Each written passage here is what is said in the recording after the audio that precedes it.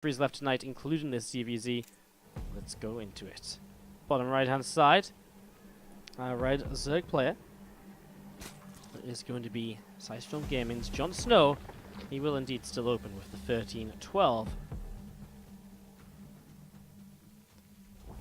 Early stages.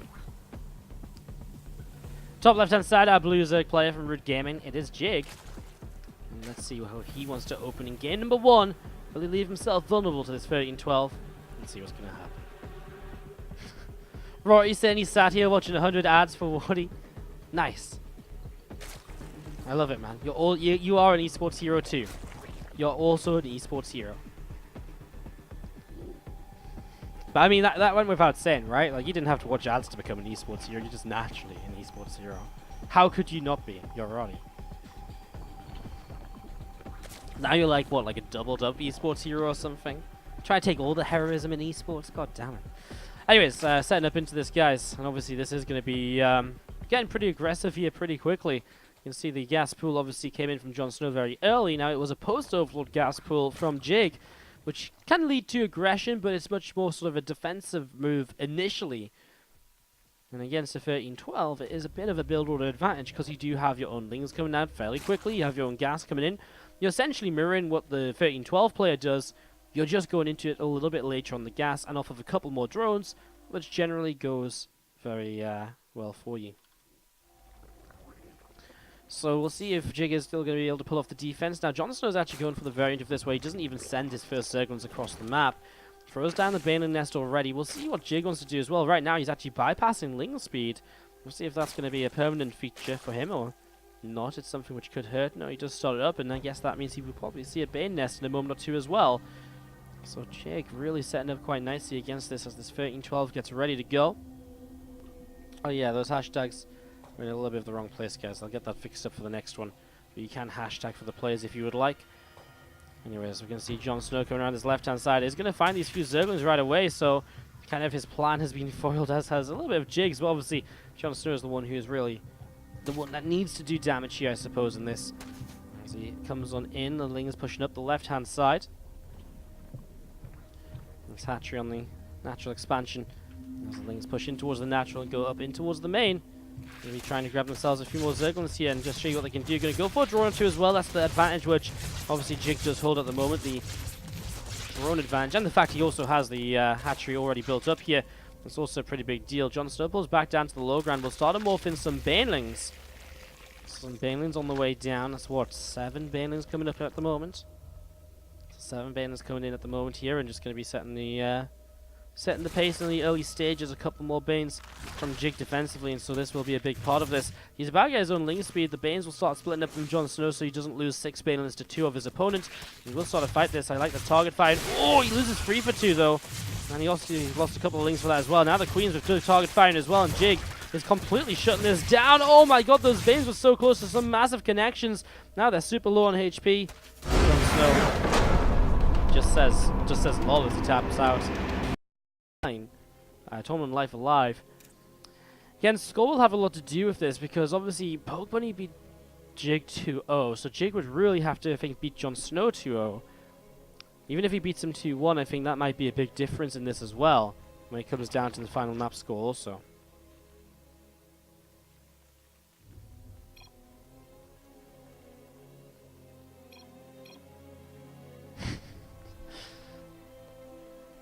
Alright.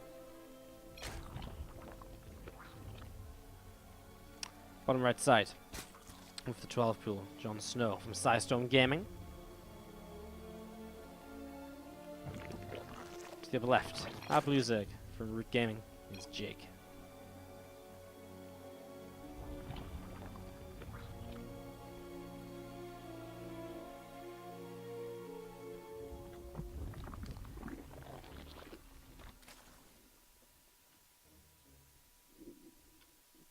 It's going to be seeing the opening with Jig here. Is once again going to be gas pool in the early stages. 12 pool coming up from JonSnow. Obviously a lot of Lings early, but Jig playing safe. Jig playing slowly here. We'll see if he does the same thing as last time. He might. 12 pool can still win against this. It's just going to be more difficult to get the damage done that you might need. Lings from JonSnow just going to go straight through the center, looking to see what he can get up to. So Ling's not going to mess around, straight through the middle. Look to get in position and start doing damage ASAP. The opening here from JonSnow will be no gas, and so he is going to be able to take his hatchery down as well.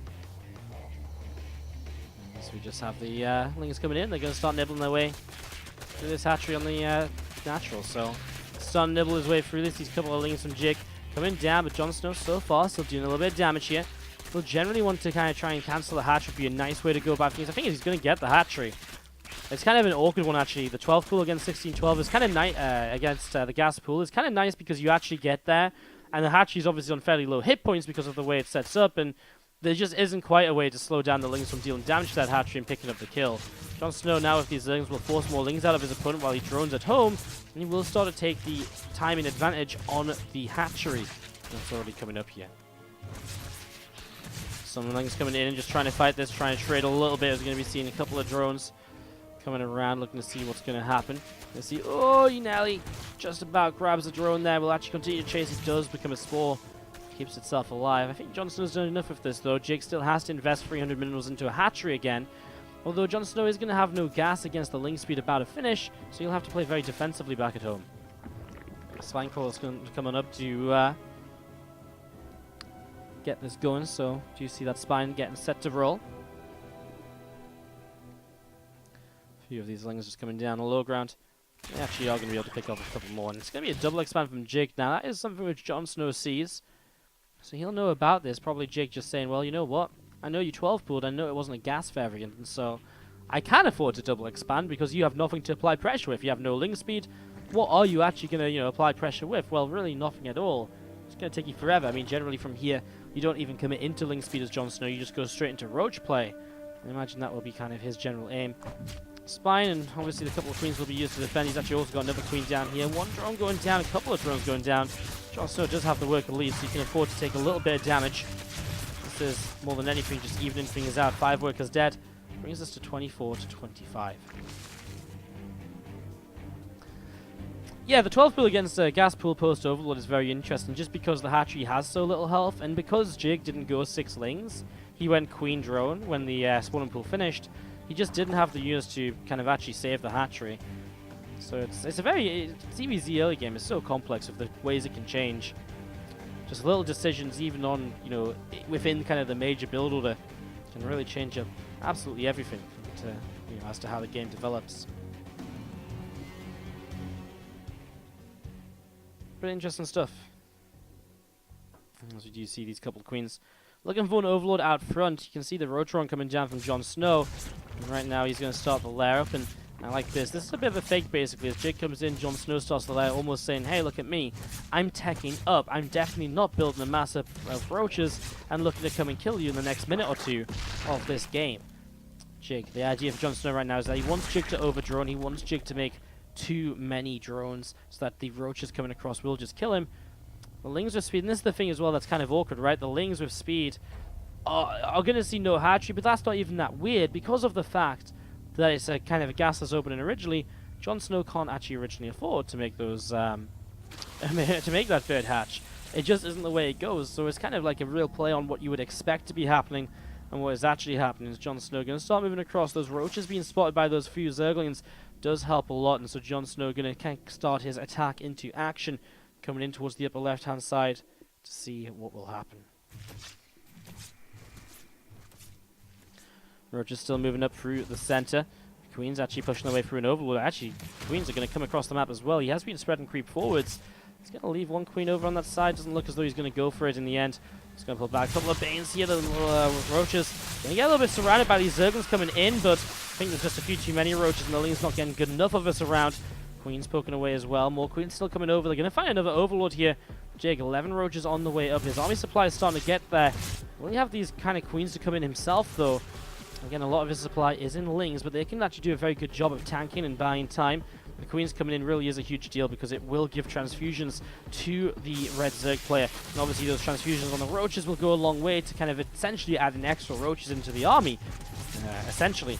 Let's see another Overlord here going to get taken down. It's kind of buying time from the Queens, continue to push forwards, but I mean, at the same time, he's losing overlords, and so he gets towards the supply block. This is a bit awkward because these queens are not here in time necessarily to help out, although the lings are going to fight the queens and maybe not the roaches, and that might not be a good thing, actually, for our Blue Zerg player Jig, because I think he really needs these lings to help the roaches out. JonSnow misses one of his transfusions at the back here. I think JonSnow's not going to have enough, though. He's not breaking through this. The extra roaches popping out will be able to defend. And it looks as though Jig is he going to 2-0 JonSnow, because that really does put this group into a very weird position. This really does put this group into a very weird position as to how everything might end up going, based on the final score of the group as well. This is very interesting. You're going to see more roaches pulling back down towards the lower right-hand side. I'm just going to be seeing, well, JonSnow, obviously his attack hasn't worked out. Jake just about getting enough together at the right time, and initially I kind of thought the lings on those queens maybe weren't a big deal, but at the same time it did eat up a lot of the transfusions, I guess, right? So queens transfusing each other, not keeping the roaches alive. I guess the lings in front of the roaches would have had a similar effect, though. I mean, it still also would have ended up transfusions a bit fast. It's a tough one. It is a tough one. You're going to see a few lings going down here. A couple of workers picked off. And Jake's still moving back up towards the upper left side. Wow, what an interesting group this is going to become. I'm going to have to do some math in between the break here to figure out who's going to be... yeah, I'm going to have to really figure out who's what the kind of results are going into the final series to see what the opportunities and possibilities are as things play out. I mean, Jig and Poke Bunny both won 2-1 against Roddy, right? And then if Jig lost 1-2-0 and Poke Bunny won a 2-0, that's the same. But then if Jig also lost an 0-2, then Poke Bunny has to lose 0-2 to JonSnow. Would it be a tie? Question mark face.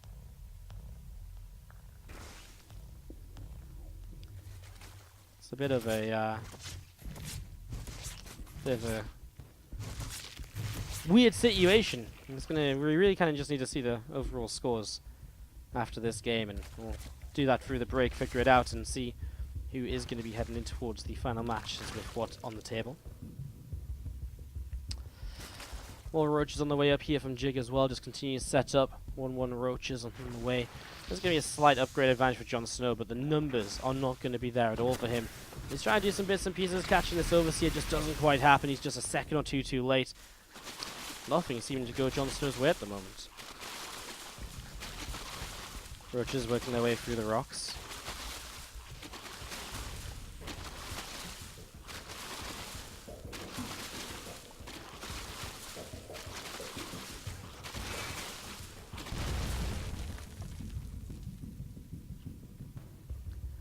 And again, roaches just setting out and looking to see what they can do as they come through the center. So Jig getting ready to go. I mean, this was one of those games where it's kind of JonSnow kind of died a couple minutes ago, but it's just going through the formalities of Jig getting enough stuff, making sure he does remember to macro. Just going to see if roaches starting to push their way through the rocks. So rock's going to go down. A couple of biles going to be missing their markers. Corrosive bile here, and we are just going to see roaches having to split up again. Nice split off these roaches actually from Jig around the south side as well. And he's going to come in. He's going to get a full-on surround on this army of JonSnow if he wants it. He's a little bit late coming in from the south, but I still think he's probably going to have enough. He's got a Carapace upgrade to help out in this too. And here we go, pushing on forwards. Roach is a little bit late to start joining the fight, but it is going to be enough. And Jig is going to end up taking game number 2. And this is going to put this group into some very interesting situations based on what could happen to go into our final game of the night.